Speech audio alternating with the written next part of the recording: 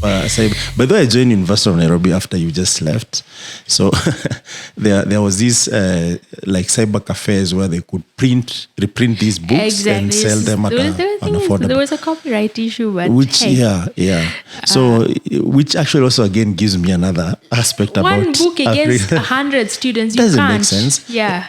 And even when you go to textbook center and all these other places, it's really expensive. Sometimes it was not there. Yeah, and also it's expensive and it's also not there. That's true. Yeah. That's true. I remember hunting for books sometimes with my dad and be like, from this bookshop, the other, we can't find it. So I was just like, hey guys, let's hack this. Let's find the online version. Yeah. And we had amazing people in our class who could find books for you where you couldn't. Yeah. But so this gap. So I learned web programming. I learned HTML. You downloaded these PDFs and no, I actually went to there was a London school. I can't remember the name right now, but it was offering a course on like web development. Yes. Yeah. Yes. So I had actually learned like HTML and CSS and writing a bit of like logic of programming.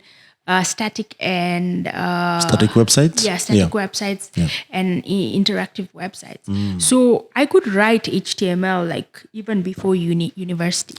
Because also then there were no frameworks, there were no templates. I would never use Dreamweaver or anything. I mean, I learned about Dreamweaver in university. I was writing hardcore HTML on Notepad. Ah, nice. Yeah, so I remembered all. How do you know it's working?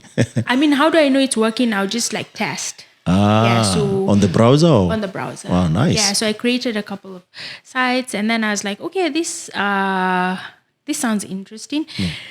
The game changer was not in those first 3 months. This is 2001. It was not.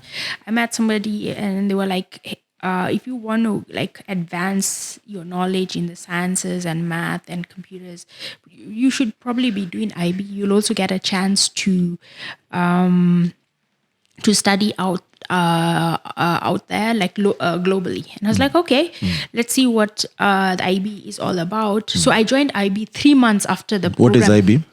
International Baccalaureate. So it's like a similar version of A-levels, prepares you for university. Yeah. And I was like, this sounds interesting. Let me go. So the interesting part was the term had already begun. Yeah. I was joining in second term. And Mr. Williams, he was asking me, are you sure you're ready for this? Because this is really intense. Yeah. And you're joining 3 months after the program has started. And I said, my confident self, I was like, yeah, I'll do it. And God, baptism by fire.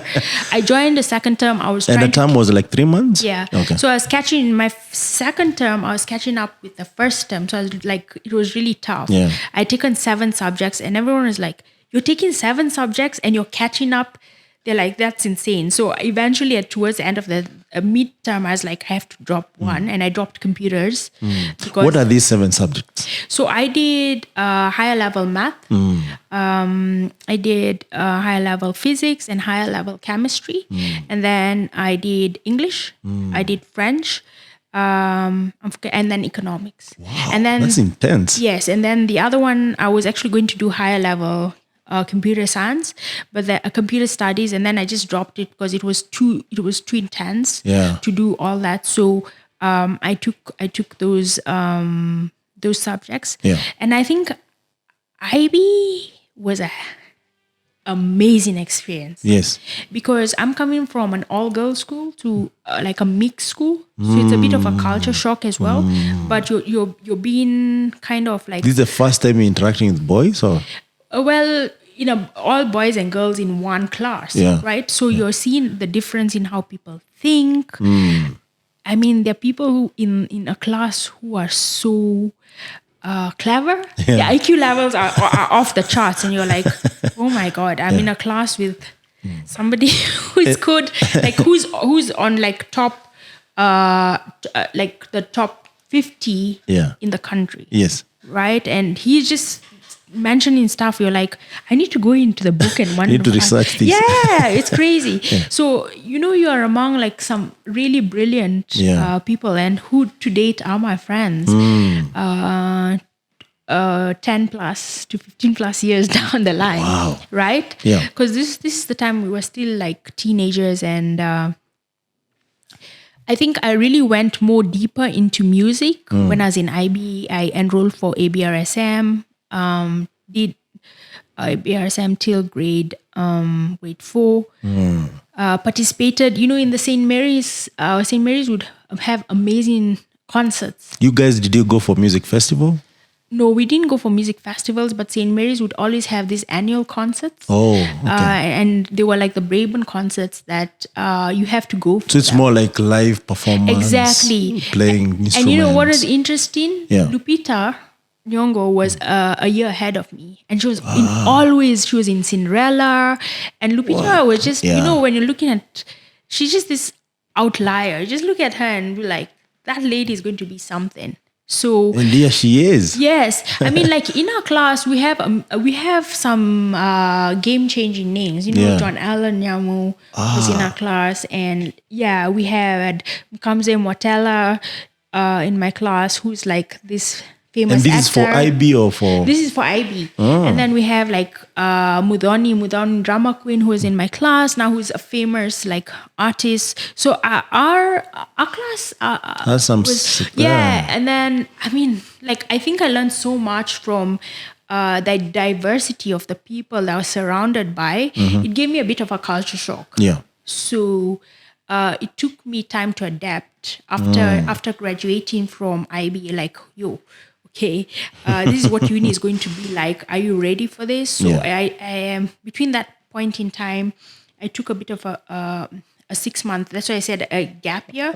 So it was the 3 year, and then after IB was the 6 month gap. And then this is when I was applying for universities. I applied abroad. I did get opportunities abroad, and then I went back into the discovery aspect, and I was like, I met Dr. Kate Gitao at a career fair, and I didn't know this is the first time you met Kate. Yes. Okay. Maybe we need to host Kate at some point. You have to. You have to. She's an amazing mind.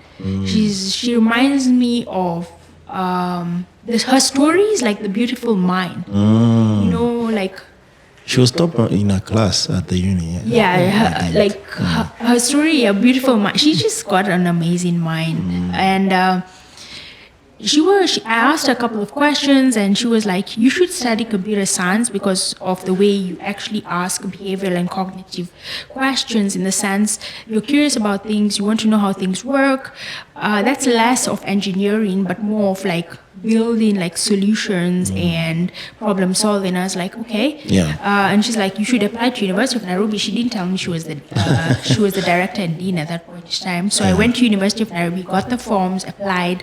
I had gone for a summer break in 2003 to Canada for 6 weeks to explore opportunities there, because I had applied to universities there. And then I got news that I had got accepted to University of Nairobi. So explored Canada for six weeks. I went everywhere. Did you do skiing? Not skiing. I went during summer. Deep sea fishing and amazing. That was. I might be divulging my age a bit, but I celebrated my 21st birthday in Canada at Niagara Falls. Nice. I was always this outlier. I didn't want to do the typical celebration. So. My mom told me, hey, you're actually admitted at University of Nairobi. And I was like, okay, got some advice from a couple of people in my network. And they were like, hey, you've been admitted to a top-notch class. Only 40 people. These are the top grade candidates in this country. You definitely want to be around those minds. So I came back, enrolled for University of Nairobi. And... again, I was always doing challenging status quo in the university. For my second year project. Wait a minute, Jessica. How many girls were in that class? 5. 5. Out of 40. And amongst those 5 girls, and this is a tough question that I am going to ask you. Computer science is considered, and most of the engineering courses are considered to be men-dominated. Yes. And I know you're doing a lot of work to actually at least balance that and show that you can do it. Doesn't matter your gender. It matters with what you want to solve and your drive and curiosity and how much you're willing to put through, right? So at that point, did you feel like, we're just 5 of us and it's...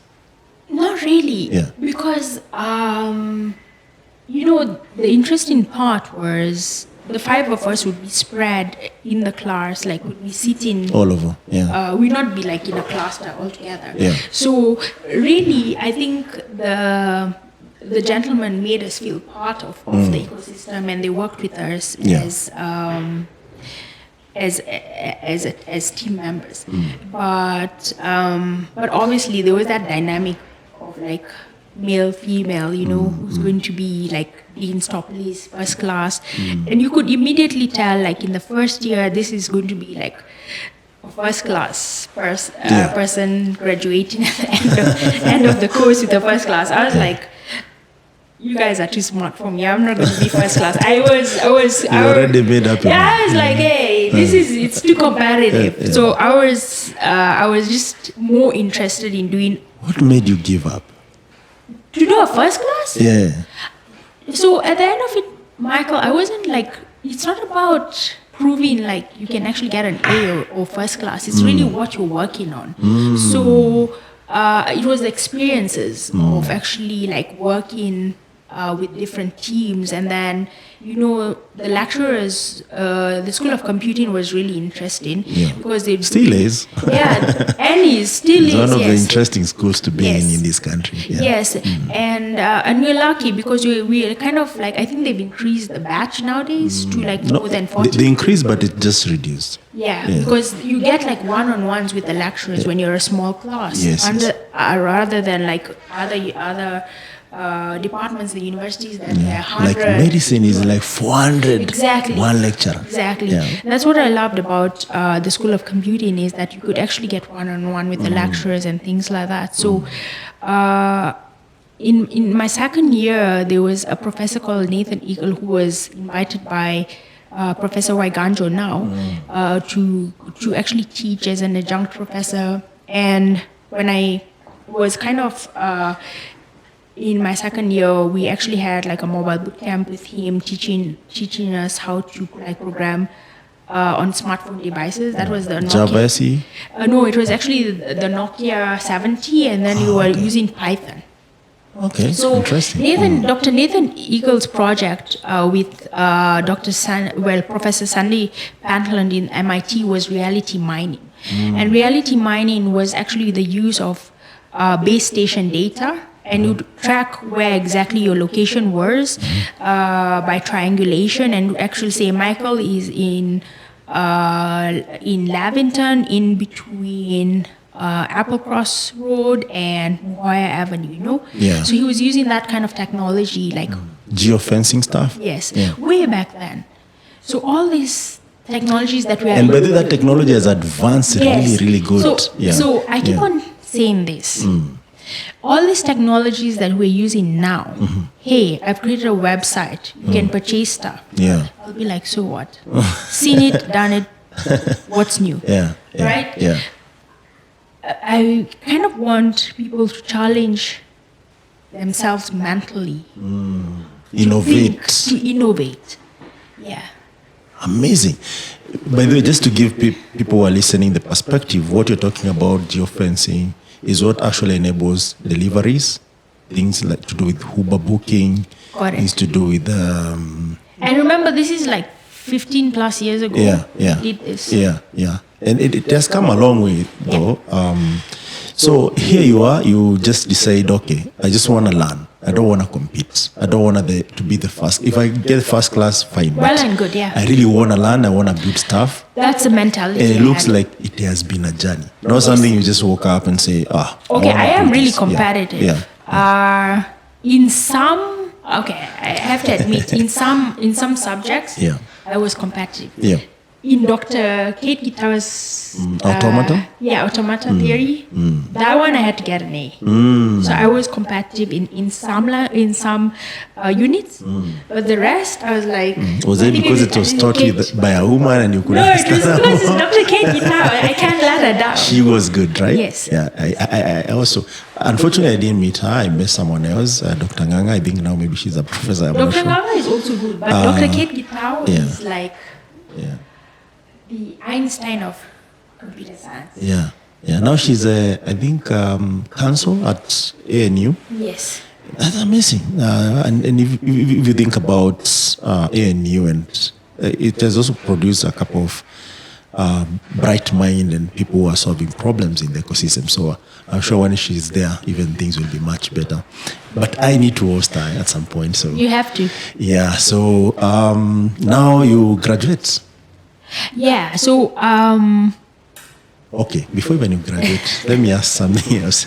Did you get a boyfriend? You know, it's university, of course. God. You're beautiful, Jessica. Of course, there is no serious man who would contest that. Honestly, Michael, for me, those 4 years, it was all about projects, learning new stuff. Were you staying in the campus or No, off I was campus? staying off campus. I was a day student, so I would be at home. So every time my dad would drop me at 7 and pick me up sharp at 5:30. No wonder. You didn't give people maybe an opportunity to... Well, I apparently I did hear a couple of people were interested, but I'm not interested. If you're dropped by your dad and picked up by your dad, or I don't know, it doesn't leave so much room to like present the memoranda. Was that interesting for you, or it was an opportunity missed? No, it wasn't an opportunity missed because I think I had geared my mind for. I was the kind of mind that was just wanted to learn. Focus. So I was so interested. Like I would download tutorials, and then the moment I get home, you have a tea, and then you're back on your computer learning stuff. And it's interesting maybe to ask you this. University life is where you even get into relationship.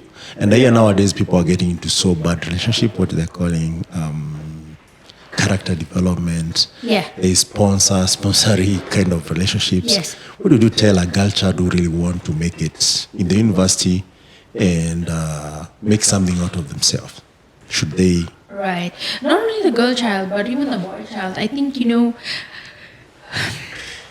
having this sponsor paradigm going on means that you actually rely on that person then and in the long term for your welfare and also kind of like you getting out of the situation that you are in. Yeah.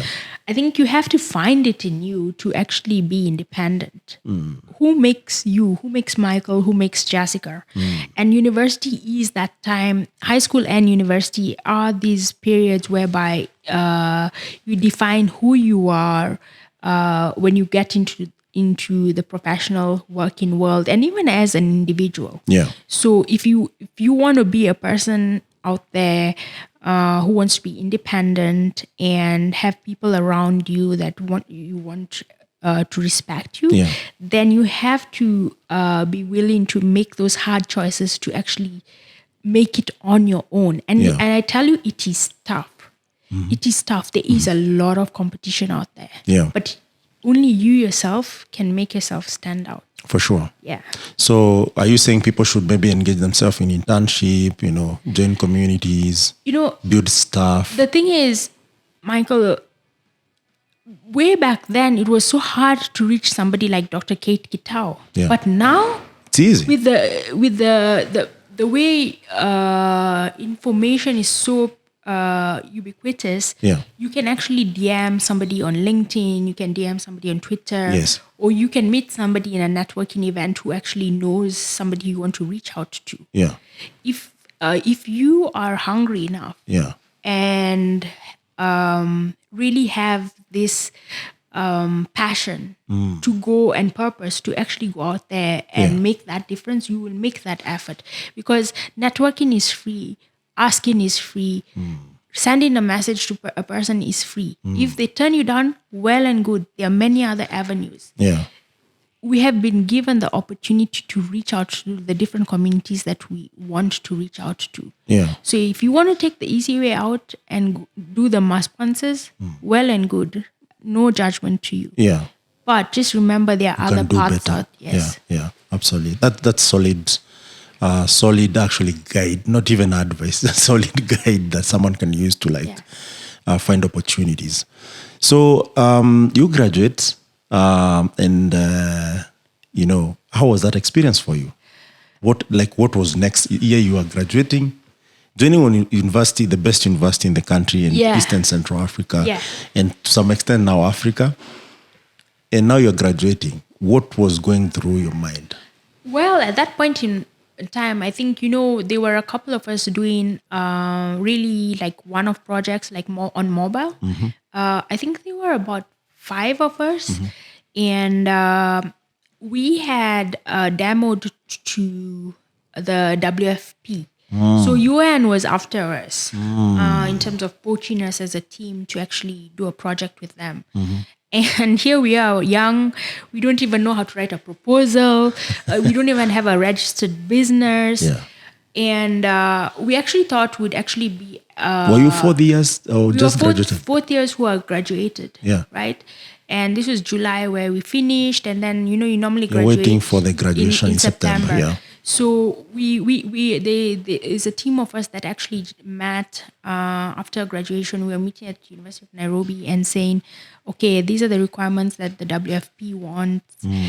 We actually got a company to endorse us through my mom's friends.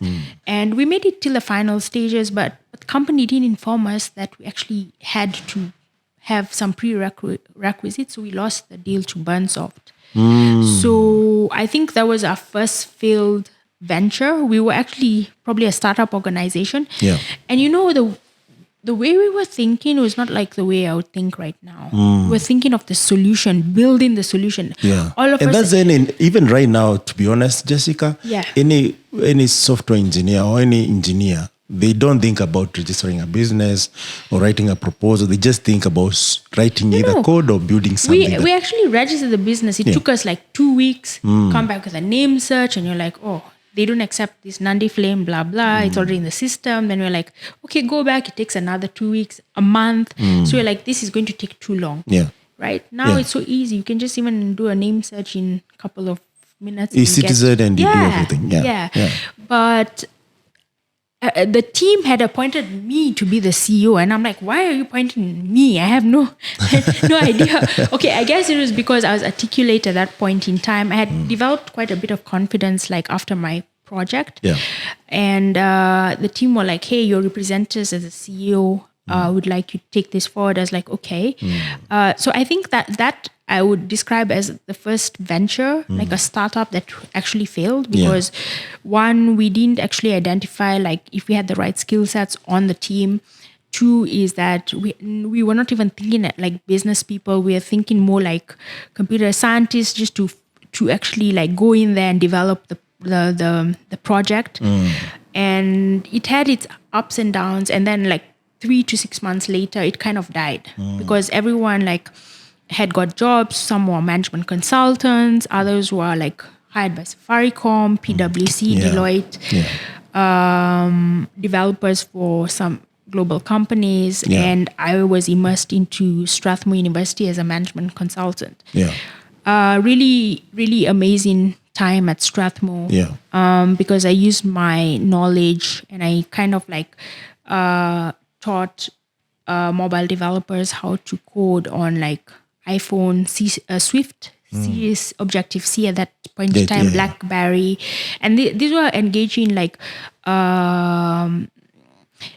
people in the ecosystem like Conrad Akunga, Liko Agosta, Dr. Sevilla, and others in the ecosystem who have contributed to this ecosystem, Riaz, Bachani and all, who really built this ecosystem prior to the iHub. And they actually helped, grow that community of mobile developers. So at Strathmore, working with FIT and Dr. Sevilla trained like 500 developers. And then we actually had like competitions like Mobile Bootcamp, and we had projects coming out of this. Yeah. And that's like what gave rise to like, a bit of the startup.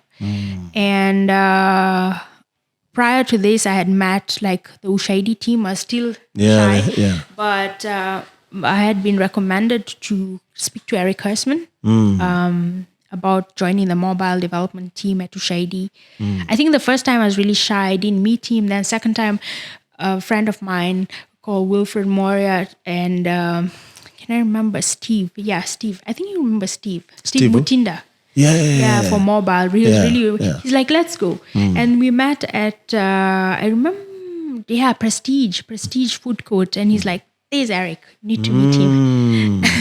So Eric spoke to me and he's like, you're really shy. Yeah, I was like, yeah. And still introvert, even at that point. Yeah, and then Eric met me a second time and we started talking about like setting up a space for people to come together and share ideas. So the conversation started while with Strath and a couple of other advisors like Riaz and Josiah and Becky really like recommended me to kind of like join forces with Eric and start the iHub. So after Josiah was also in Strathmore? Josiah was not in Strathmore. Josiah was an alumni of Jomo Kenyatta University. And but he was like one of the early contributors to the Skunkworks community. And like when Skunkworks used to have these events after I graduated in 2007, 8, 9, we would have events at Pan Africa Hotel and I think Jacaranda, and we'd have like over 200-300 people coming. Wow. And we're like, it was called a bar big conference, and we're like, where are these people coming from? Is it the one that translated Bar camp. to bar camp? Okay. Yeah, bar camp. And we were like, where are all these people coming from? There's so many. We need to have a more dedicated space so like people can meet and share on a frequent basis. And that's where like... And also build stuff. That's where the idea of iHub started bubbling. Amazing stuff. And there's Faris Karaoke. Faris was a game changer as well for the Skunkworks community. He's given a lot to the community. Yeah. Still he is doing that on the cloud stuff. And I might host him at some point. Yes. And Jessica, this is quite fascinating because I think when you started iHub, that's when now I heard your name. I visited iHub, and I now plugged into that building ecosystem. So at this point, I think when we come back, we'll venture more into how iHub started, the journey, what it has achieved, because it's also still growing as you speak. How much that has come metamorphosized to who you are yourself. The metamorphosis? Yes, when you need the word. So,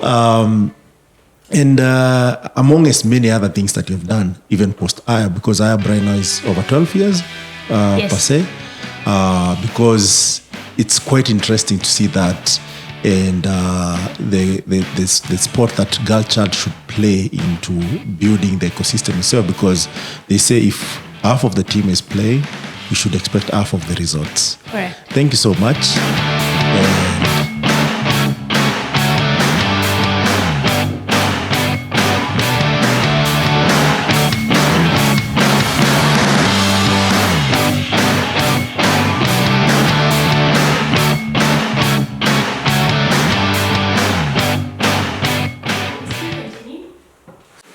Changed, and you're 50. Maybe most of the African nations are not more than 70 years after they gained independence. Really? Yes. And you have not started storing that knowledge. Do you know why I invested on this? So that everywhere I go, every opportunity I get, I capture knowledge and store it. So that 50 years, 100 years from now, 200 years from now, we can look back and say, there were these people who are trying to change that narrative. Anyway.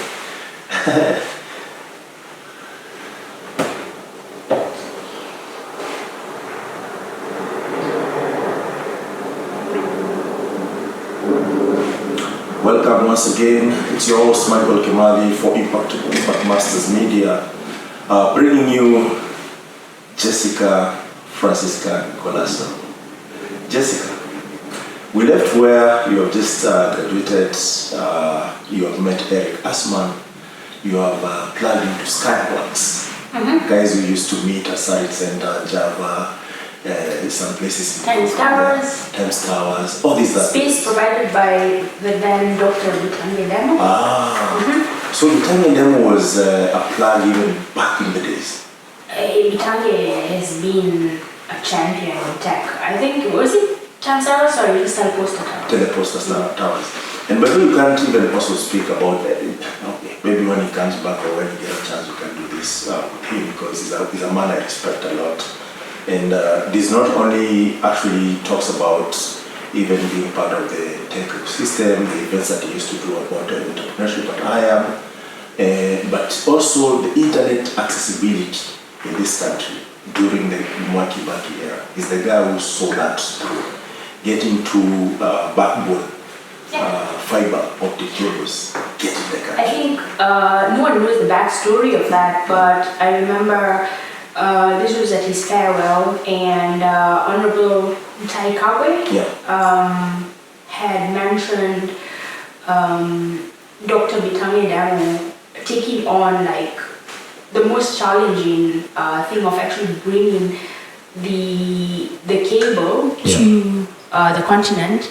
And the challenge was, let's build it ourselves. And they took the mandate to actually build it themselves. So we had all these CCOM landing way back in 2009, 2010. And I remember BBC journalists looking left, right, and center for people to interview, just asking, what are we going to do with the fiber optic cable landing, faster internet, what kind of applications would we be developing? And it's actually thanks to the now Ambassador Professor Damo that we have affordable internet in this country. For sure. It's one of the most affordable internet across Africa. Together with a group. I mean, it was a group effort. Yeah, and that's where now collaboration actually comes into play. Yes. Because also some telcos took that serious and they did the last mile really well. They're still doing it, but they did it really well. Like Safaricom, you can't ignore the fact that they have done the last mile up to the villages. Yes. All the towns actually already are covered, but right now they are penetrating in different small places.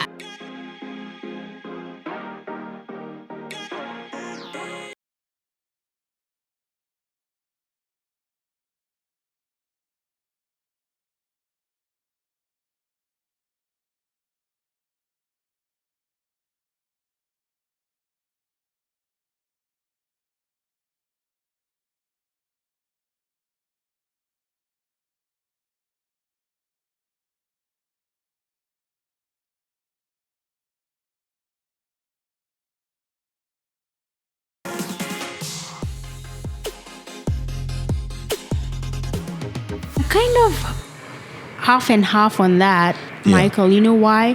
I just feel like the data companies and the telcos should collaborate with each other, because every time you drive along a street, there's Safaricom digging. There's someone digging a trench. on one side. There's fiber digging a trench, and you're like, come on, guys. This was just like 5 days ago. It's been actually layered nicely, and then again another 5 days later, someone else. Digging. So I think the last mile, we need more collaboration.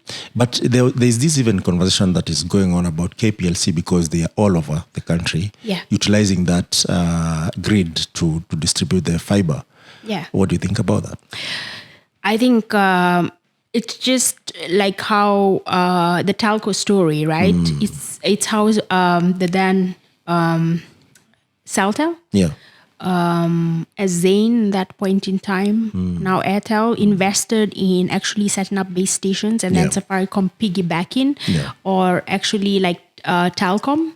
Actually, most of the people piggyback on Telcom infrastructure. So KPLC has the right infrastructure to actually like deploy fiber and internet. Thing is, it's a strategy. Can it be done well? Can the execution be done well? Because remember, we're dealing with engineers here. And there's a difference between engineers and actual digital strategists who can actually deploy that kind of solution. Yeah. So I really hope they have the right people to deploy. Yeah. Execution is key. For sure. Because even this actually reminds me that when Huawei came into play, which works closely with Safaricom, they had to train people on how to install, how to lay out these cables, things to do with safety, etc. So training becomes really, really important in everything that we do. And not only training, but training in implementation. There's training in theory, and there's training in doing. I want to actually build on that point. Yes. There's training the young engineers, but there's also training the engineers, and then not the professionals shouldn't train and go back and then come back again. They need to train them to become the trainers of the trainers, so that knowledge is imparted locally. Yeah. So if we have to send our talent to China and other... Are we still doing that? I'm not sure, but I think it needs to be done. Don't you think so? Because we keep on importing and exporting expats at a very high cost. Yes. While we actually have talent that can actually gain that knowledge. So I'm very pro for that talent actually upskilling their knowledge to the level where we don't need to actually fly in expats to train, but we can use our local engineers to train the upcoming engineers. Yeah. I mean, to be honest with you, this is always a selfish point of doing business that most companies adopt. Correct. And you can't blame them. And I think it's a good point that you brought up, because as a country, I think as policymakers, I'm not a policymaker, but I'm sure maybe at some point some of the policymakers will listen to this, is that we need to have policies where we invest sustainably, such that, like what you have said, we have a pipeline of trainers such that we don't need to import expert. But another catch is... Let's not go very far, Michael. Yes. Konza. Yeah. Konza Technopolis. These solutions can be implemented there. It was a brainchild of Dr. Damo. Yes. And it's a great brainchild. Yeah. These kind of solutions that we are mentioning can actually be implemented in those kind of ICT parks. Yes. I hear there was a big university that was supposed to set up camp there. And that's why, by the way, to be honest, in my life, I've tried to avoid things that actually are political and controversial, because I don't know most of the details. But when I read the Vision 2030, because I've gone through it through school and personally. Vision 2030 is like 8 years away. You know that? It's not that long. Exactly. And the way it outlines how Konza City is supposed to look, by now we should be getting returns from that. Yes. But whatever is happening on the ground is different. Of course. The reason, theory versus... I have no idea. Practical is very different. And I hear every year there is a budget that goes towards the project. Yeah. So let's host Dr. Ndemo for that, or Professor Ndemo. Maybe he has more details. He has more details on that. Or Honorable Joe Musheru. Oh, Joe Musheru. Yes, for sure. Yeah, I agree. So, and my point about skill building comes into play at higher, because I would say I'm a great beneficiary of that. Because Professor Wagasha. PWW. Yes, Professor PWW. Professor Waigasha Waiganjo. Waiganjo, yeah. Peter Waigasha Waiganjo. Yes. Okay. Now it's more even confusing. But Professor Waiganjo, he said he came in class, he was teaching us, is it electronics or something to do with electronics? Digital electronics? Digital electronics. You see how I remember? Yeah, you do. Go ahead. Yeah, but I know it was about electronics, you know. So he mentioned that, hey, there's this Jessica, they have co-founded iHub and MLab, which was University of Nairobi was a consortium of MLab. Correct. And do you know what he said? He just said, by passing, passingly, like, you guys can check it out. It's along Gong Road. Go and check it out. A lot of stuff is happening.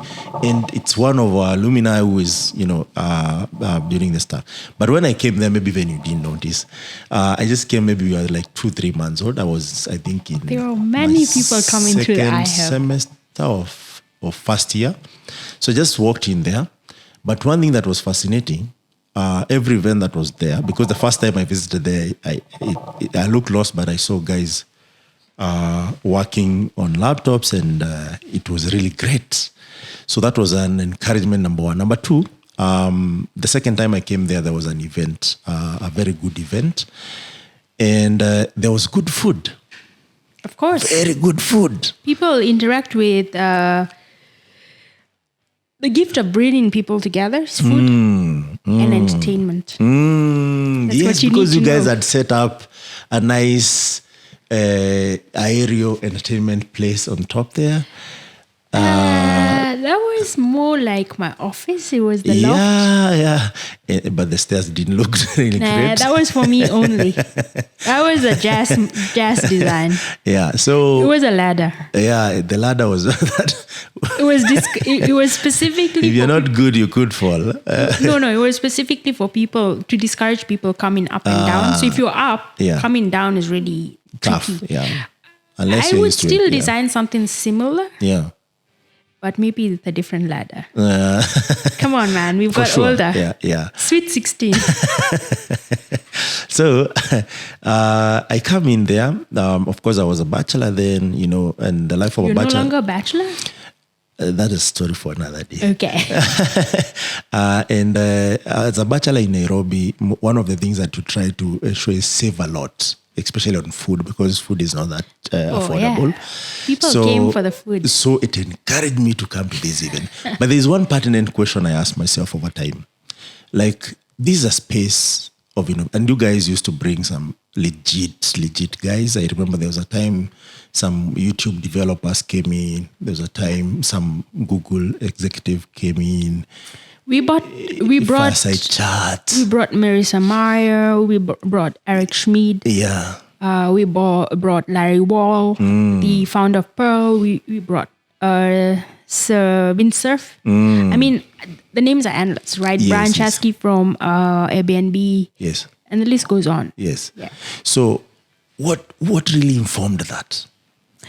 Bringing the type of people that we brought in? Yes, and hosting the kind of events that you guys hosted. So it's interesting that you ask this, Michael, because the first 9 months of starting the iHub was very experimental and was at ideation and discovery and product market fit. Yes. So in the first 9 months, we had over 100 events. Yes. And this was intentionally.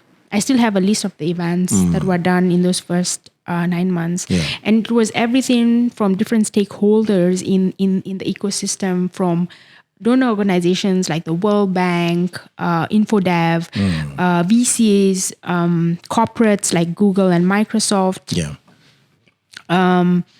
to developer communities at that point in time, creatives, like the spectrum of all different stakeholders. Yes. And the reason why we actually had those events was to actually analyze what were the right kind of events to hold in the next year plus for our community, because we were still understanding the first 100 community members versus the events we were having. So when we admitted the first 100 members, and we call them green members, we actually categorize them as creatives, devs, and other.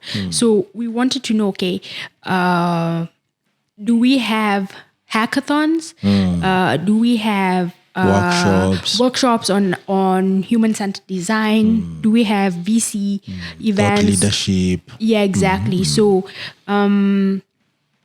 doing that for the first 9 months, my goal together when we brought Tosh on as the community manager was really to identify what the right events were to curate for this community. And I think in the second year, it was becoming more inevitable that it was just not a place to meet and share and bring people together. We had to engage people through events, food, entertainment, and I think having events where we brought like people who in business and tech is what kind of got the project ideas coming out. And then when we actually like the M Lab started, and when we actually had Pivot East as a platform, it started at Pivot 25. Pivot East, So we called it Pivot East. And Pivot 25 was the top 25 finalists in each category, the 5 categories that we had. And that was like a similar concept to like what we have at Techstars. So that was born from that inspiration.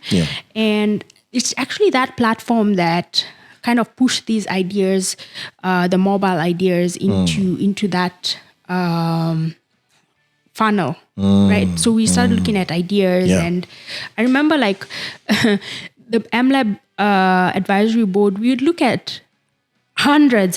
I was looking at hundreds of applications, and you could see the rawness in the applications, from the business model to like how they actually express the model, the technology, and it was raw.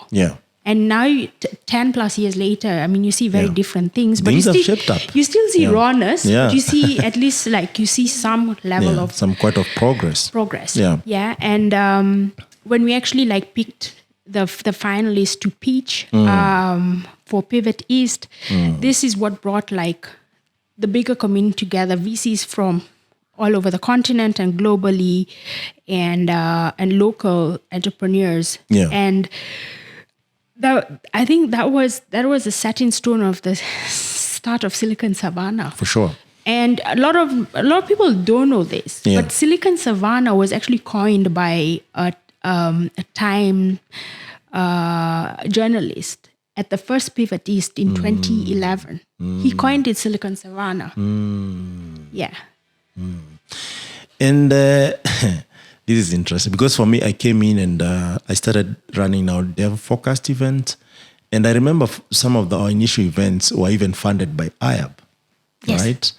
And there's this analogy that we knew this actually is going to change the dynamics, and it actually changed the dynamic and the progress of tech ecosystem in the country and actually in the continent. There's no one who can start an innovation hub without like referencing to iHub and the way it was built and people who built it and what it has achieved. And there are so many achievements in that, right? Yes. I think building a brand is something really... building a brand is tough, Michael. So brand building is something that I learned from Eric Hersman. He's a really good brand builder. And to date, when I talk to different people, they're like, you're known in the EU, you're known in the US. And I'm like, we actually spent a lot of time building the iHub brand globally and locally. So it went down to branding. The biggest asset that iHub has right now is the brand. Yes. And the biggest asset it had a couple of years ago was the community. So what was the challenge of scaling iHub? And a lot of challenges. One is actually growing too fast.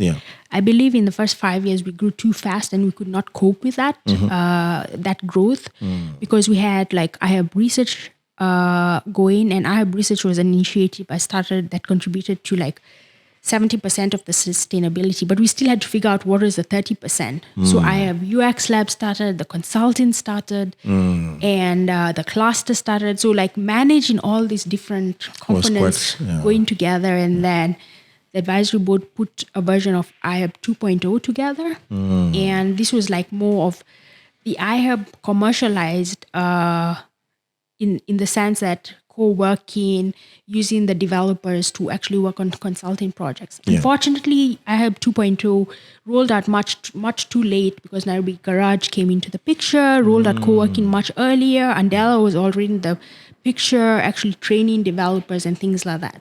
So I think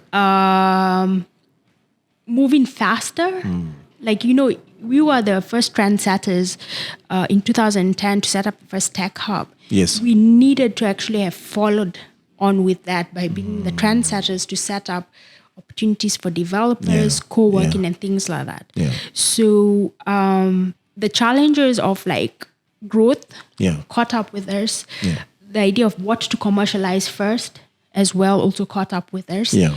And then you find you're stuck. Yeah. Right? Yeah. So I think the advice I would give there is look at the low-hanging fruits and execute really quickly. And if you fail really fast and move. And move on. Yeah, but do not grow too fast because that has its challenges. Yeah.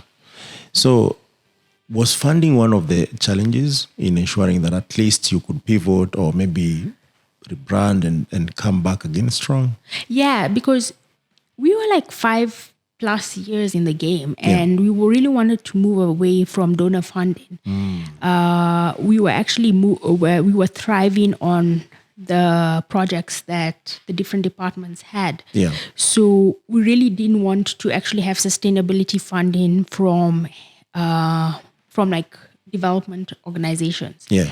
But I think it is what it is. Like right now, if you look a lot around the ecosystem, tech hubs do rely on donor funding and corporate funding. Yeah. And it is the parable. Yeah. But Michael, I think that tech hubs can be sustainable without that kind of funding. You just have to be creative enough to find viable business models that can sustain. I think co-working is one aspect. I think consulting is one aspect. But you need to know how much of that you need to do in order to just break even and make profits.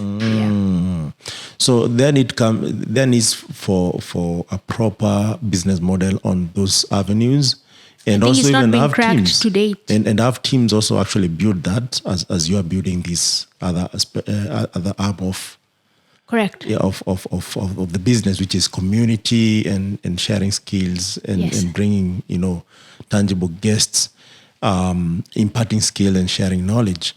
And given iHub, most of the tech communities, they call iHub home until today. Yes. Why didn't you find? Of course, you utilized it, but not fully, right? Was there not a model to utilize this? Because I know one, you utilized the developers there to join the consulting, which they did, and right now they are doing really well in the ecosystem. But I will not say utilized fully, because if you did, that would actually maybe come in handy when you are building these other arms. Yeah, I think what you need to be cognizant about is that iHub went through a couple of changes in 2015. After I exited.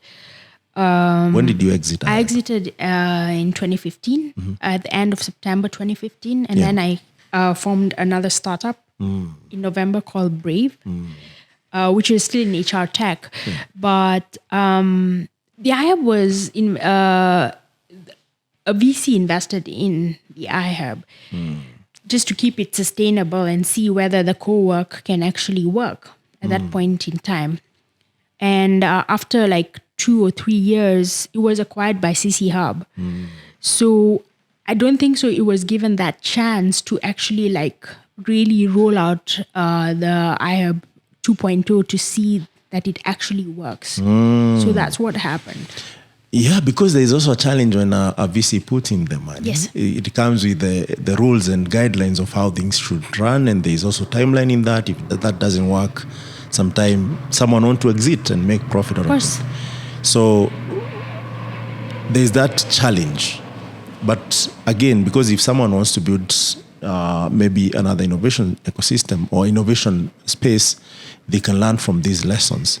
And one of the lessons is like, are you saying when you're building initial, maybe in the first 5 months, you should be able to configure, I'm building this module whereby I'm doing consulting, I'm doing research as a business. Yeah. And I'm also offering co-working, and I'm also offering a community which is now free. So these other 3 arms can sustain this. Again, we come back to rolling too many initiatives out, right? You need to roll one after the other to see what works, or have teams that really understand those business models and roll them out. Now, the thing is, the teams that we have were not experienced in actually those business models. So those are some of the challenges we did have. And because we were all learning. And with learning comes failure. And mistakes. And we learn from that failure and we move on. Yeah. Right? Yeah. So I think to date, I think CC Hub couldn't have been the best partner to actually acquire the iHub, because Bosun has been running communities like this for the last 10 years plus. Yes. So he's the right guy. He is the right person to actually and he's doing execute. well. He's doing well. So switching gear a little bit. Now you go back to entrepreneurship where you thrive, right? Yeah. And you co-found Brave. And I understand also it's the same time that Corona happened in that period. Not really. I co-founded Brave in November 2015. Brave has been here for that long. Brave has been in existence for the last 7 years. So what was the idea around Brave? Brave was mainly to unleash the best in people. That was the ethos of the three co-founders, Daniele, Ibanga, and myself. Yeah. It's still there until today. Brave is still going on. We What are do you do, focused guys? more on global markets. So when we started in 2015, late 2015, the first 12 to 18 months was very exploratory for Ibanga and I. We were initially two co-founders. We spoke to over 300 people across the continent and globally to actually identify what the challenges in the ecosystem were. Tech ecosystem. Yes, Yeah. the tech ecosystem, to actually build like anything in talent or HR related. And the gaps that we found were companies were coming out, but they were not the right skill sets existing in the community. So we started out partly as a venture builder. And we did that for like 3 to 6 months, but the investors coming into the space wanted us as the co-founders to be like part of the founding team, and that's not sustainable. And there were not very many venture builders 6 years ago.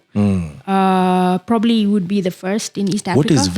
What is venture building? So a venture builder is what we call like a startup studio. You have the resources of developers, designers, tech and product teams, data scientists, data engineers around you to actually help a company build. That is in the same roof. Yes. Not in the same roof. They can be globally distributed. But you have those resources to help you as founders to build that. So entity. if I want to build a company, I can just outsource to you and you build the whole. Yeah, but we don't do that. So that was our initial pivot. And we actually formed a data career accelerator where we were actually teaching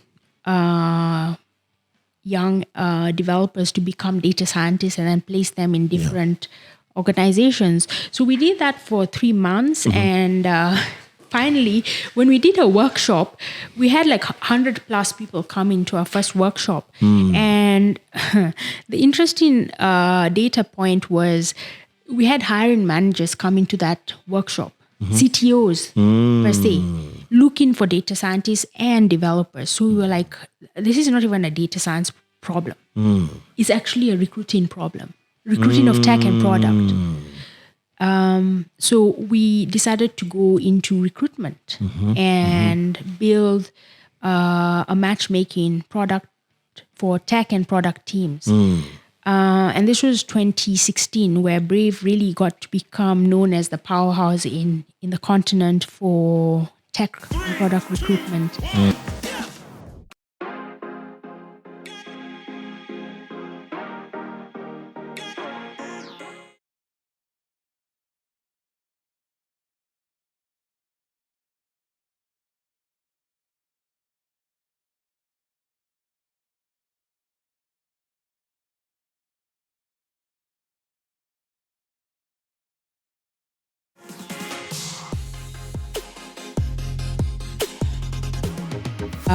My co-founder and I brought on Daniele, who is like a data whiz in data science and natural language processing. Yeah, she's like studied at LSE and she's based in London. And I mean, we actually built a solid platform, but we learned a lot of, we launched prematurely, right? Because we're so excited.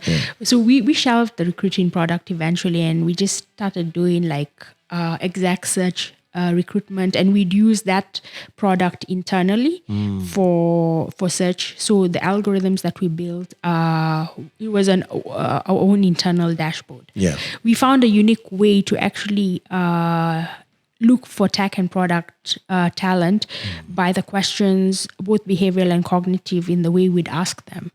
And this was the help. This is from our data science, natural language processing co-founder Daniele, right? We did a lot of research on like behavioral economics, cognitive science. Talk about like the top-notch scientists who are in psychology. Yeah. So we really studied the research behind how talent is uncovered and what kind of questions we need to ask. Yeah. So this is 2016. So we actually became like a recruiting firm, and we did this for close to I would say from 3 years. So anything in tech and product for recruiting, Brave was the go-to place. So the challenges that we found in running an HR tech company is we were not providing payroll services. We're providing a platform like a jobs board, very similar to like the levers and the greenhouses and all these other applicant tracking systems that exist. So hiring managers would ask, okay, I've invested a $10,000 license, $25,000 license in these platforms. Yeah. What edge is your product going to give me? Now, when you're asked that question, it's a very challenging question. You either give them faster search, hire a candidate in 5 days, but you're competing with these global tech houses. So we decided that's one of the reasons why we decided to shelve that product, because it will be too much of an effort in terms of the SaaS sales. And those SaaS products or B2B sales takes a long time, takes 6 to 9 months plus to actually convert. So we came across a couple of hiring managers for like corporate companies, and what we realized was a lot of these CHROs, chief human resource officers and chief learning officers, were more interested in how the internal workforces are actually performing in terms of productivity and performance. Like heads of talent and HR are normally like on head count. Yes. And talent development, right? Yes. So either your headcount goes down or it goes up, and there's a budget to actually hire in terms of talent acquisition. So we're like, you need to go the extra mile and really understand the soft and hard skills of your internal workforce to actually like be able to extrapolate whether you actually need to hire. So we actually did a couple of interviews with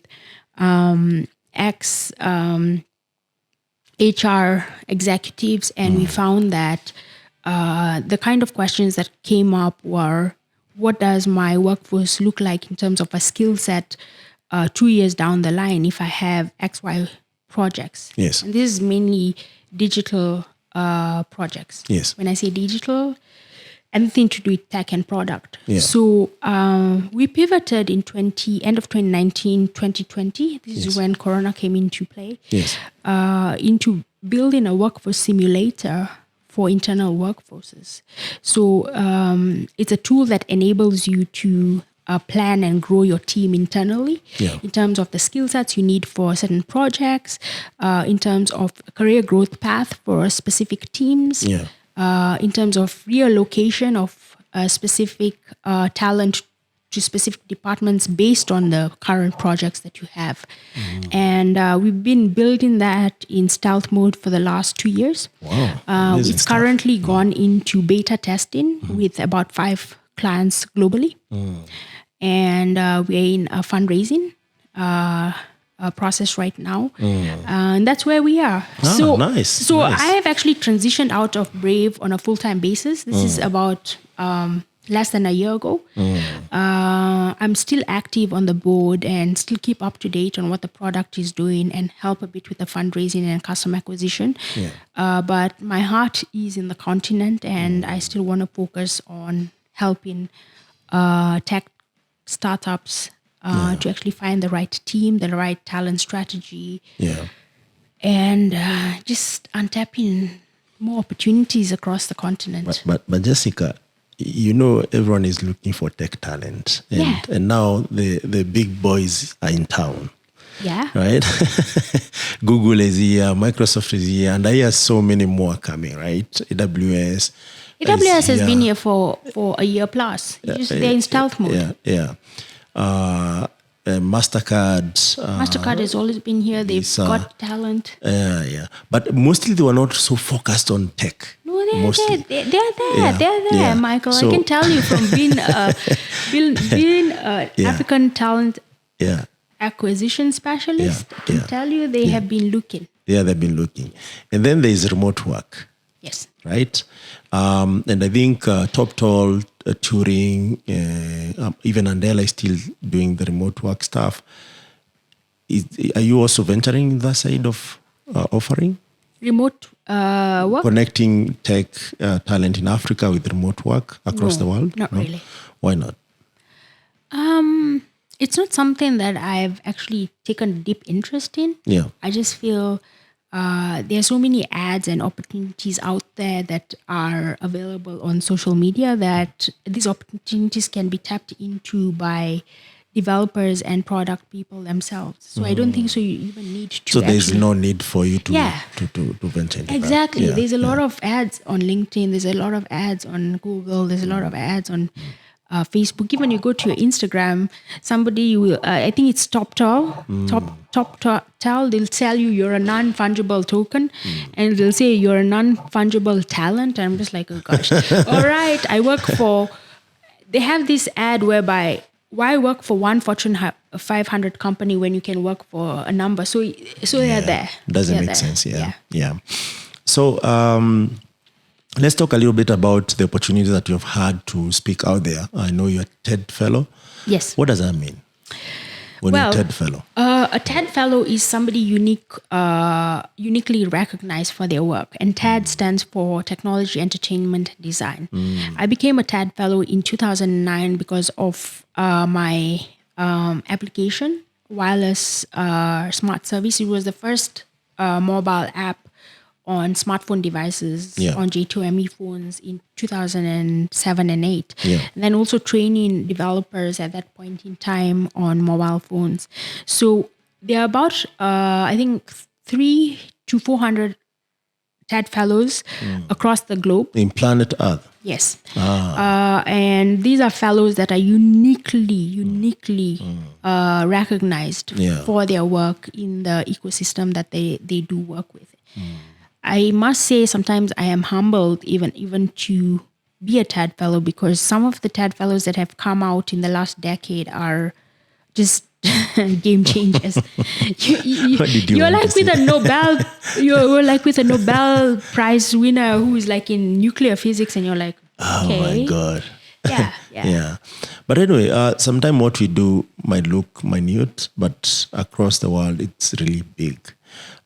Even what you have done with HiHub itself, the impact itself, you may not see it right now because you're here. You're like, I still have more to do, but it's really huge. So it's an honor. But I think, Michael, what's important is the ecosystem players like yourself who have come into the community to actually kind of enunciate and bring the impact of what we have done in the past is important, because you are taking the baton now and showcasing what the outcomes are of building a platform like the iHub and the community. So we kind of, like, when I say it's not myself. I know. It's a specific part of the community that were pioneers at that point in time. It's not up to us to to take it to the next level. We count on people like you that have been through the iHub and the ecosystem to take it to the next level. So I think even having a channel like this podcast to see what the outcomes have been and reaching the younger generations out there is important. Take stock. It's important because there was talk about 5 years from now, probably even the iHub or its history would be lost. Yes. We should not lose that history. Yeah, absolutely. We need to document it. Yes. Yeah. I cannot agree more. And you are also called to speak to some Harvard. Yes. Were they graduates or just students? They were undergrad students interested in the African region. Okay. Yes. What did you speak about?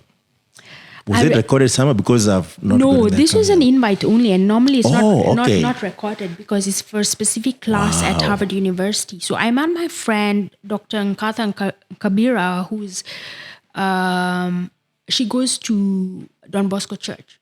So she knew a professor who was teaching this class, and he invited me twice to talk about entrepreneurship and technology in Africa. Yeah. So I talked about the iHub the first time, and the second time I spoke about like the opportunities that exist in different categories like ag tech and healthcare, and they were actually interested at that point in time, like in different opportunities that existed in this ecosystem. Yeah, and by the way, also that has contributed some of the companies setting camp here, because without you going and speaking there, maybe some of the guys will not innovate thinking about Africa. Correct. And you see right now it has reached a point where any serious tech company which is ignoring Africa is like saying, I want to ignore 1 billion people, or maybe 2. I don't know how many there will be in the next maybe couple of decades in what I'm offering. And that's very dangerous, because if you look at Africa, is an emerging market. And what this means that there is more business opportunities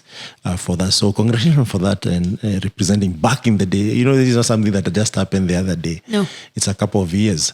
And even people raising huge amount of funds culminates from that process of sharing our story, saying, look, there's this that is happening. It might look raw right now, but it's coming along really good. And top 40 under 40, why did they recognize you for that?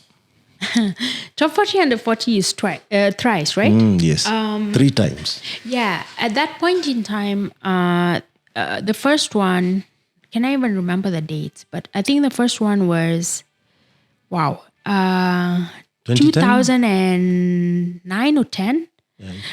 That was recognized mainly because of my work in management consultancy at Strathmore and also training the developers. Yeah.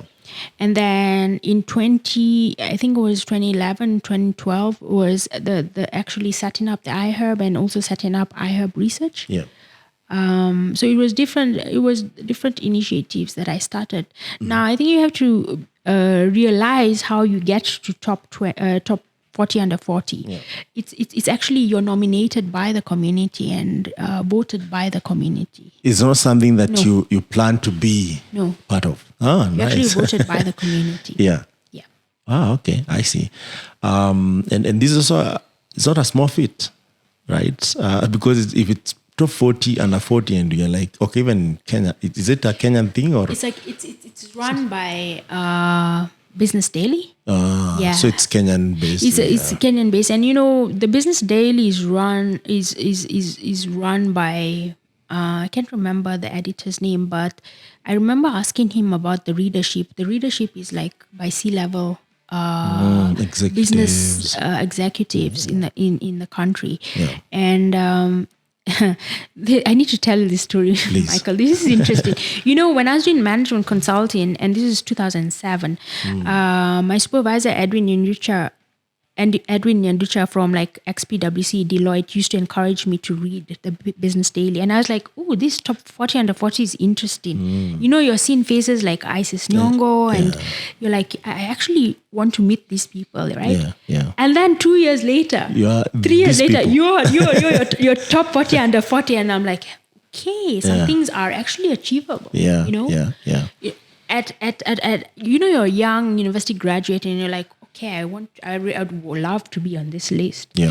And when I was actually nominated in 2009, 9, I was like blown away. I'm like, okay, what's going on here? Were you starstruck by those people?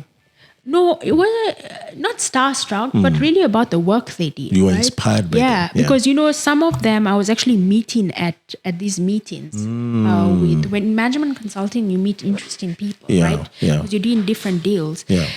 And when I was meeting Isis, I was like, hey, you're on top 40 under 40. This is amazing. Like, your work in entertainment. And I think she was at MTV that time. And then we kept that relationship. So Isis invited her to talk at the iHub and as well about her journey in entertainment and business as well. Yeah. So I mean, I think it was 2007. Yeah, 2-3 years later, you're on that list. And I'm like, how did I get on this list? And I was told, hey, you actually nominated and voted for. I'm like, okay, that's interesting. So when you get it the first time, you become really, really excited. When it happens the second time, you're like, cool. When it happens the third time, you're like, cool. Yeah. It just... In a row. Yeah, you're just like, okay. Yeah. I think now actually, other people need to get this. 2009, 2011, and 2012. Yeah, I'm just like, some other amazing people stuff. need to get that. Yeah. So, Jessica, you're an artist. Yes. And so is so many computer scientists. Yeah. A lot of Why them so? play music. Okay, let me be ignorant and ask that. Why so? Why so? Yes. I just think, look. Have you ever sat down and you're like, I see things in a different way? I think people need a let out. And a let out is either your hobbies. If it's exercising, if it's exercising, sports, if it's playing different games like chess or Scrabble or anything else, or if it's singing, if it's playing the guitar. And some people keep it at that. It's just like, hey, this is my let out. Let me go do CrossFit. This is my hour or two of my own time. And you leave it at that. You become yoga. But for me, music was always more than a passion. It was a purpose in my life. You wanted to sing. Not really sing, play the guitar, play the bass guitar. Yeah. With all the passion. Yeah. The bass guitar was an instrument I can't describe. Yes. It's such a powerful instrument. Yes. It almost masks a character, a personality or a character of me. Yes. Yes. Why? Yes. Why bass? There are so many instruments. Why bass guitar? Why bass guitar? Okay. So the first time I came across the bass guitar was, I started out with classical, right? Yeah. And I taught myself to play contemporary guitar after university, and I joined the youth group at Don Bosco. Yes. And the parish priest, Father Tony, really, really was my mentor at that point in time and was teaching me how to play rhythm. Yes. And he brought out this other guitar. It was a 5-string Pevy, had a Pevy amp, and I was like, whoa, this is a different guitar. I've not seen this guitar before. He's like, yeah, get your hands on it, take it out and see what you feel. And just the sound, I don't know how to Jessica, and I'm one of the unluckiest few. I've not seen you play. And I think I need to see a live show is coming soon. I've seen a couple of small clips here and there. I've seen pictures of you playing, even with band. Yeah, I've been in several bands. So I'm like, it must be fascinating, because I know most of the computer scientists or engineers who really play instrument or sing, they do it differently. Yes.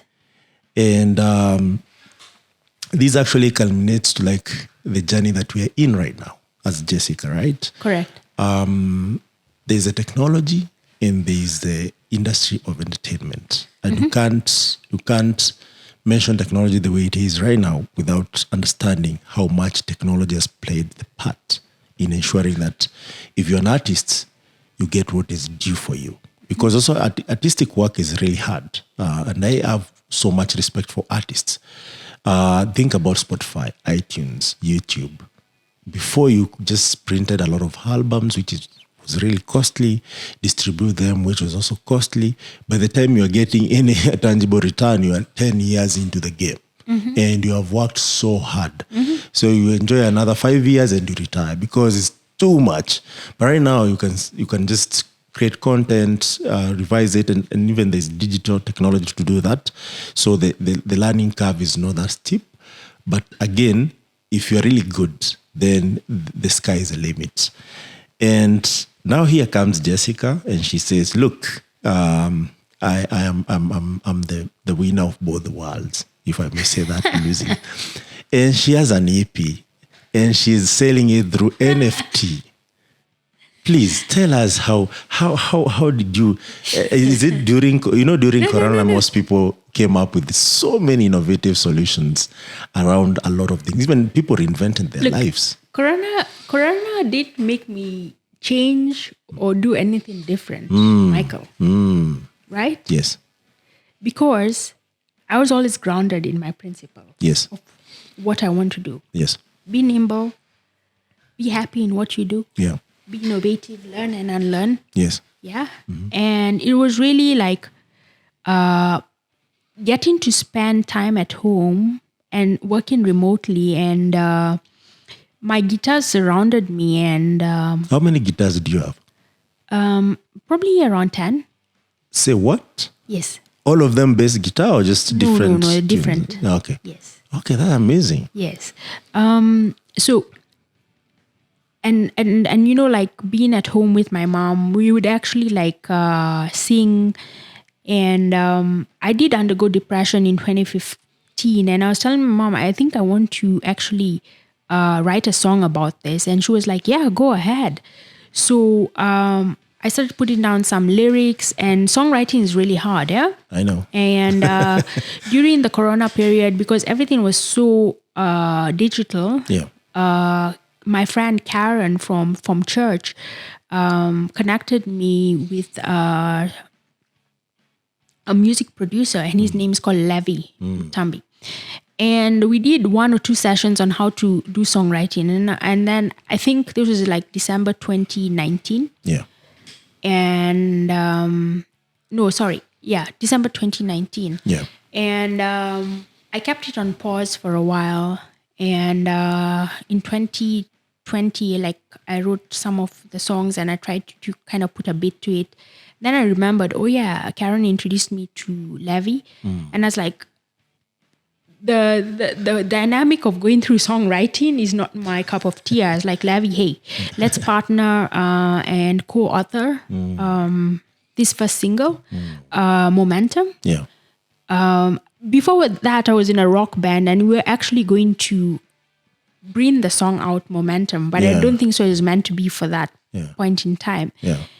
And the first demo came out about last year, 2021, around June, July. My mom got to hear it, and she's like, it's amazing song, and she can't wait for the full single to come out. Yeah. And then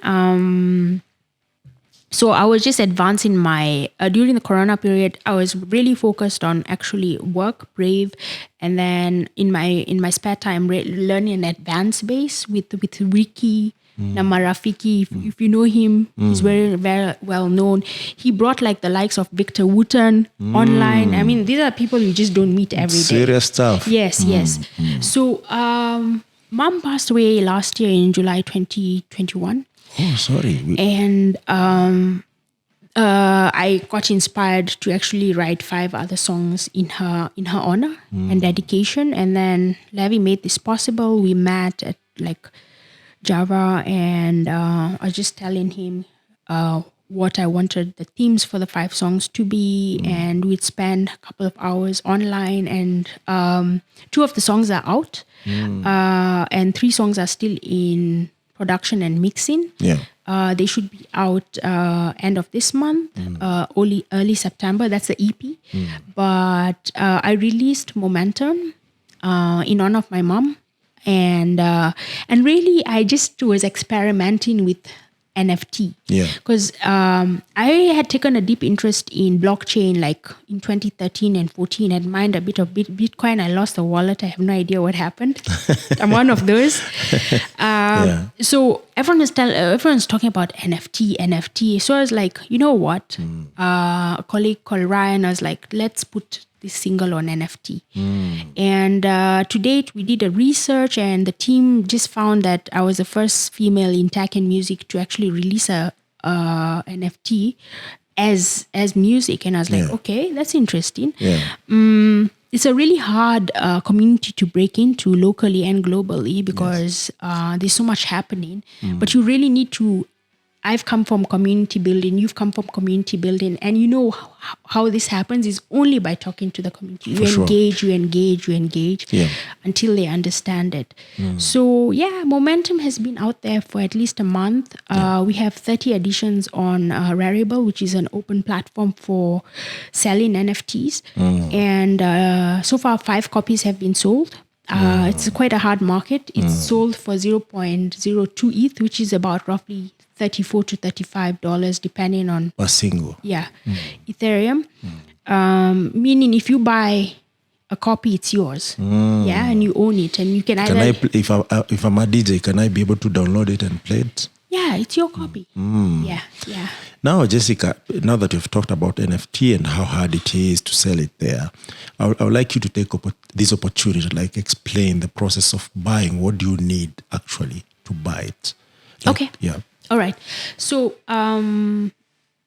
these platforms like OpenSea and Rarible use what we call ETH. That's cryptocurrency. They use ETH. They use Solana. And they use Tezos and Polygon. Right? ETH is the most stable Ethereum from the Ethereum blockchain. So what one can do is, in order to actually purchase it from the platform Rarible, you actually have to open what we call a wallet. And the wallet that you can use is MetaMask. So this is an app, or? MetaMask is an app, and it's also a web. You can go to some web address and create an account. And it's highly encrypted. You have like keywords, you have 2 authentication factor. So you have your wallet and you need to get funds in your wallet. So you use an exchange platform like Binance. And you have a lot of like traders who can actually you deposit Kenya shillings and they can convert it to Ethereum for you. So from Binance you can actually transfer your ETH to MetaMask. So once you have ETH in your MetaMask wallet, you just connect on Rarible and you can actually purchase the edition. Nice. We have a tutorial coming up. You need to actually follow my social media channels. Very simple. It's me, Jessica Colaço. Nice. Or through like LinkedIn, whatever. ITSME, Jessica Colaço. What does ITSME mean? It's me, Jessica Colaço. It sounded like an abbreviation of something. It's difficult, of course, computer scientists to do that. So that's amazing stuff. Now, Jessica, there's something I wanted you to talk about, if that's okay with you. Your mom. You're so close to your mom, right? And you mentioned, besides your sister, you mentioned your mom several times. And I attended one of your sessions, I think it's in 2019, if I can remember, where I don't know if it's your mom who introduced you or you introduced your mom, and then it was really emotional kind of stuff. Some school that you can remember. You watched that? I was there. That was the most vulnerable talk I've ever had. I saw the other part. That was the first time I came out that I actually suffered from depression. Exactly, yes. And it was a money. Yes, a money institute event. Yes. Please talk about your mom. What can I say about my mom? My mom is that you're comfortable with. I don't want to ask specific questions, but anything. I think. Look, I get very emotional when I talk about my mom, but I think I've become stronger in the last couple of months, and I wouldn't be the person I am today without my mom being the role model and supporting me the way she did. She's somebody who challenged status quo, and she was a very strong person, right? But the most kindest, warmest person you'd ever meet. With I'm probably different from her, right? Like she has a really strong personality, but she'd come out like a sunflower, the most warm person. And she'd encourage me to kind of do anything I wanted without judging. Yes. And that's what I loved about her. And my mom loved me unconditionally. I could see it. Yeah. She supported my business. She's one of the first angel investors in my business. I think even if she didn't invest, the things that she did in kind and things intangible, you know, over this last couple of months, I've got time to reflect of how she did things. Could just show you the mother's love for a child. Yeah. And I can reminisce all that. I don't know how to express that, and I'm expressing that through my music. Yeah. Yes. Yeah. Okay, I mean that's a good thing. And I think this is the advice I give to the youth and anyone out there. I just think parents, some of them have your welfare in mind. Yeah. But also you've got to take time to spend time with your parents. You know, you think you have time. I thought I have time with my mom. She had not even reached 70. And we were planning to just travel, you know, the next couple of years, just travel globally because she liked traveling. I just say cherish every single moment you have with your loved ones, whether they're your mom and dad or just your family, anyone you cherish. Yeah. Just live fully. Live fully because time is very short. You do not realize like the next day they're gone. Yes. So that's fascinating, and it's really good because since I realized my purpose, I try as much. It's hard because living fully means that utilizing each and every opportunity you have, and not procrastinating a lot. Yeah. When do what you can when you can. So Jessica talked about depression. I know you for a strong person. Yeah. Since I have known you. I've known you for quite a bit, not personally though, from a fan, a spectator, and following your work here and there. How did that happen, the depression part? I think we're all human beings at the end of the day. And when you realize that I was a workaholic, right? And I did not realize how it was getting to me. You know, in 2014, my dad passed away, and I bottled that mourning or the grief period. Yeah. And I didn't realize like a year later it would come to catch up with me, right? And I think we need to realize we're not robots, Michael. Yes. We need to give ourselves self-care. It's really important to have self-care and a balance in life, work, and personally, giving yourself the time and space to breathe and live in the moment, right? Yes. So I did realize that, and you see, immediately after iHub, I formed another company, and I was still like in that depression. And when I was diagnosed with it, you need to have a strong support mechanism around you, and that person was my mom. I could not come out of my depression. I was actually on the verge of giving up. Was it that bad? I wanted to give up on life. Come on now. I'm serious. Really? Yes, and that's the story I told at Amani. Yeah, I heard that and I was like, come on, that was why Jessica. I was so emotional. Not now.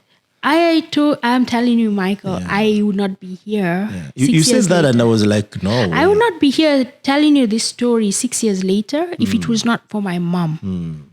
I think she had a goal. She was meant to bring me out to live life fully. And now I am meant to embrace her life fully in what I do. Yeah. Yes. So what is one thing that she said or did that actually made sense in that situation? Because I know depression is not a joke. What did she say? It's really bad, yeah. A simple advice and wisdom a mother would give you. I didn't bring you into this world to see you this way. I brought you into this world for you to be and exist and live your full potential.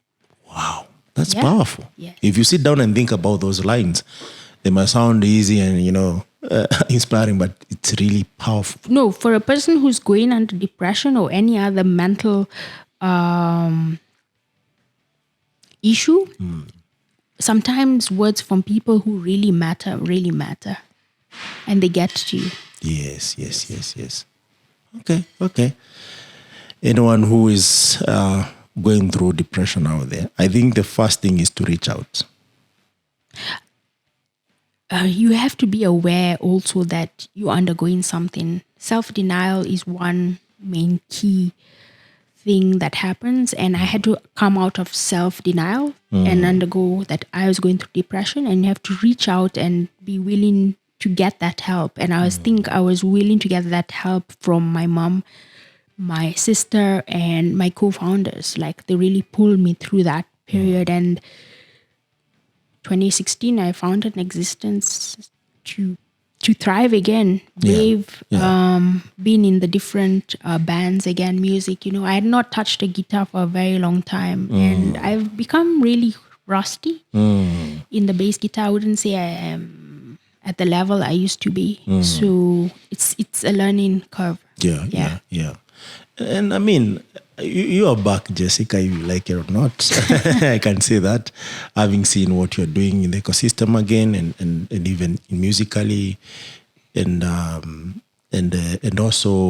also what is happening in the ecosystem and the key role that you're playing as a key stakeholder. So up to this point, I would like to thank you so much. And this is actually not the end of it, if you think about it. We're just taking a break, and when we come back, we'll talk more about serendipity and women in tech and where the future lies, among as many other things. Thank you so much for joining us. It's yours truly, Michael Kimathi. Call me MK anytime. Thank you so much. It's Impact Masters Media. See you again.